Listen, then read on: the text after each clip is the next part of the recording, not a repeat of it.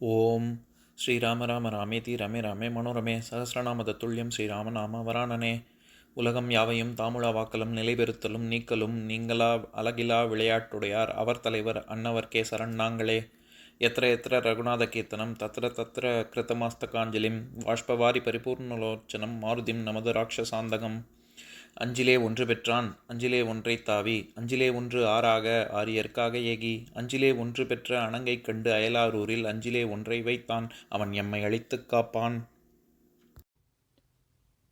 இன்னைக்கு நம்ம கம்பராமாயணத்துல பாலகாண்டத்துல கார்முக படலத்துல 60வது பாடல் பார்க்க போறோம்.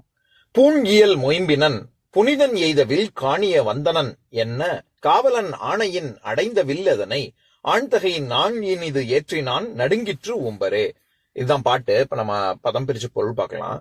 பூண் இயல் வாகு வளையங்களை அணிந்த மொயம்பினன் தோள்களை உடைய அக்குமரன் புனிதன் எய்தவில் புனிதனான சிவன் கை கொண்டு எய்தவில்லை காணிய வந்தனன் காணும் பொருட்டு வந்துள்ளான் என்ன என்று விஸ்வாமித்திரன் சொல்ல காவலன் ஆணையின் ஜனகராஜனின் கட்டளையால் அடைந்த அங்கு வந்து சேர்ந்த வில்லதனை அந்த வில்லை வளைத்து ஆண்தகை ஆண்மையுள்ளவனான அக்குமாரன் இனிது நான் ஏற்றினான் மிக எளிதாக நான் ஏற்றினான் உம்பர் நடுங்கிற்று வானுலகமும் நடுங்கியது. இப்ப நம்ம இந்த பாட்டுல இருக்கக்கூடிய நயங்களை பார்க்கலாம். அதாவது நீலமாலை வரிசையா சீதை கிட்டக்க என்ன நடந்தது அப்படிங்கிற நற்செய்தியை தானே சொல்ல வரா. இதுல எப்பேற்பட்ட என்ன மாதிரியான ஒரு வலிமை பெற்ற ஒரு ராமன் வில்லை முறித்தான் அப்படிங்கிற செய்தியை தான் இங்க சொல்றா.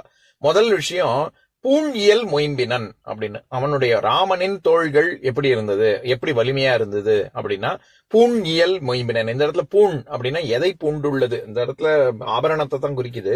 வாகு வளையம், அதாவது வாகு வளையம் அப்படின்னு சொல்லி தோல் மாட்டிக்கொள்ளக்கூடிய ஒரு ஆபரணம். அதை போட்டு கொண்டுள்ள வீரனான வலிமை பெற்ற ராமன் அப்படின்னு சொல்றா. அதாவது இதே மாதிரியான ஒரு சொல்லாடல் கலித்தொகை அதுல 88வது பாடல் அதுல வரும். நான் அதை படிக்கிறேன் கேளுங்க. ஒரு கொடியியல் நல்லார் குரல் நாற்றத்து உற்ற முடிவுதிர் பூந்தாது மொயம்பினவாக தொடியே எமக்கு நீ யாரை பெரியாருக்கு அடியரோ ஆற்றாதவர்.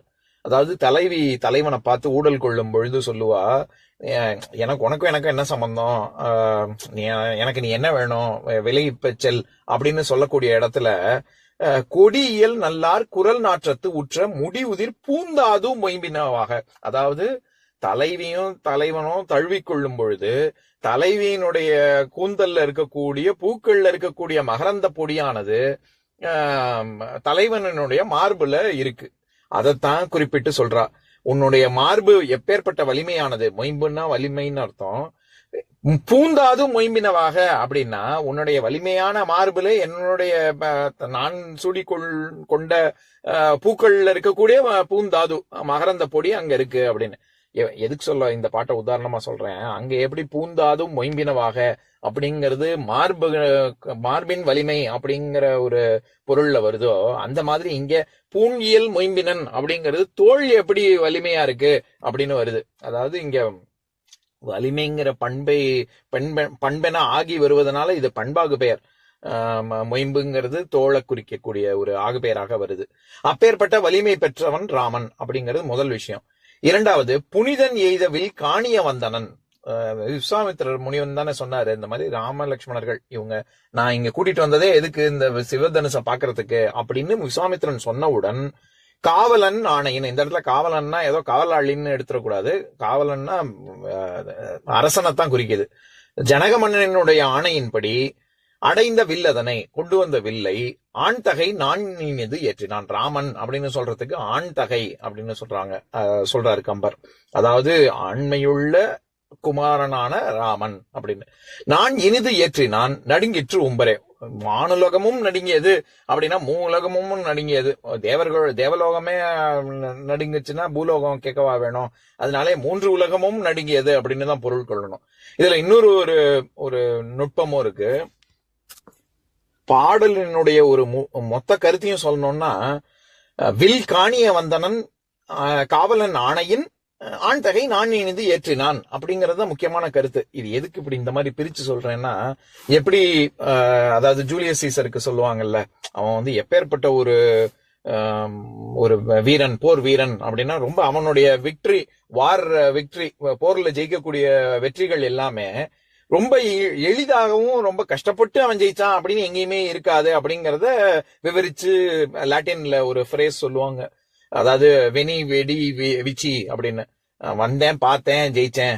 எனக்கு வந்து ஒருவேளை இவன் ஜெயிச்சிருவானோ மாட்டானோ அப்படின்ற தயக்கம்லாம் சீசருக்கு கிடையவே கிடையாது அப்படின்னு உதாரணமா சொல்லுவாங்க.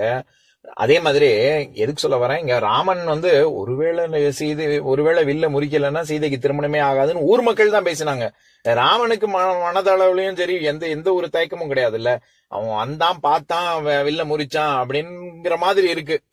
எப்படி விடி விச்சி அப்படின்னு இருக்கோ அந்த மாதிரி வந்த காணிய வந்தனன் பாக்குறதுக்காக வந்தான்னு சொன்ன உடனே காவலன் ஆணையின் அடைந்த வில் கொண்டு வந்த உடனே ஆண் தகை. அதனாலதான் கம்பர் முன்னாடியே சொல்லியிருப்பாரு, அதாவது வில்லு எடுத்ததுதான் பார்த்தாங்க, சத்தம் தான் கேட்டது, யாரும் முறிச்சதை பார்க்கவே இல்லைன்னு. அவ்வளவு எளிதாக ராமன் அதனை நான் ஏற்றி வில்லை முறித்தான் அப்படிங்கறதான் நான் இனிது ஏற்றினான் அப்படின்னு சொல்றாரு கம்பர். இதையே நான் என்னோட பாணியில நகைச்சுவையா சொல்லணும்னா, வில்லோட கதையை முடிச்சான், சீதையை மனம் முடித்தான். வில்லோடைய கதையை முடித்தான், சீதையை மனம் முடித்தான் அப்படின்னு சொல்ல வேண்டியதான். அந்த மாதிரி எல்லாம் உடனுக்குடன் நடந்தது அப்படின்னு நீலமாலை சொல்றா. இப்ப நான் பாட்டை இன்னொரு தடவை படிக்கிறேன், கேளுங்க. பூணியல் மொயம்பினன் புனிதன் எய்த வில் காணிய வந்தனன் என்ன காவலன் ஆணையின் அடைந்த வில்லதனை ஆண்தகை நான் இனிது ஏற்றினான் நடுங்கிற்று உம்பரே. இன்னொரு நாள் இன்னொரு பாட்டு பார்க்கலாம். ஓம் शान्ताकारं भुजगशयनं पद्मनाभं सुरेशं विश्वाधारं गगनसदृशं मेघवर्णं शुभाङ्गं लक्ष्मीकान्तं कमलनयनं योगिहृद्यानगम्यं वन्दे विष्णुं भवभयहरं सर्वलोकैकनाथम्. உம்பரோடு இம்பர்காரும் உலகம் ஓர் ஏழும் ஏழும் எம்பெருமான் என்று ஏத்தி இறைஞ்சி நின்று ஏவல் செய்ய தம்பியரோனும் தானும் தருமமும் தரணி காத்தான் அம்பரத்து அனந்தர் நீங்கி அயோத்தியில் வந்த வள்ளல். ஓம் பூர்ணமதः பூர்ணமிதம் பூர்ணாத் பூர்ணமுதஸ்யதே பூர்ணஸ்ய பூர்ணமாதாய பூர்ணமேவாவசிஷ்யதே. ஓம் சாந்தி சாந்தி சாந்திஹி. ஓம் சர்வேஷாம் ஸ்வஸ்திர்பவது சர்வேஷாம் சாந்திர்பவது சர்வேஷாம் பூர்ணம் பவது சர்வேஷாம் மங்களம் பவது. ஓம் சாந்தி சாந்தி சாந்திஹி. ஓம் சர்வே பவந்து சுகினः सर्वे सन्तु निरामयाः सर्वे भद्राणि पश्यन्तु मा कश्चित् दुःखभाग् भवेत्. ओम शांति शांति शांति.